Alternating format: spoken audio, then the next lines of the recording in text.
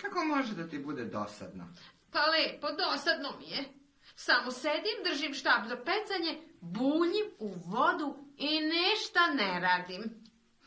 Kako ništa ne radiš, koliko ja vidim, pecaš. Neću samo da pecam, pecanje je dosadno. Dobro, a šta bi ti? Pa ja bi da trčim pored reke i slušala bih neku muziku.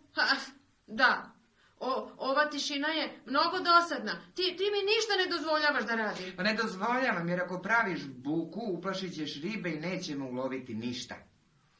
Sad pričaš gluposti. Ribe ne čuju. Čuju. Ne čuju.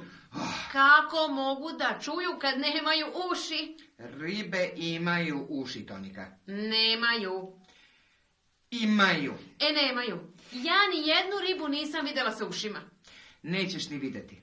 Zato što im se uši nalaze iza kože, a to su mali otvori blizu očiju.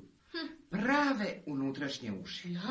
Pokrivene su dlačicama koje detektuju zvuk. Zvuk u vodi pravi vibracije koje stimulišu uši i kožu, tako da ribe osim ušima slušaju i kožom. Da, zato ostani mirna i u tišini.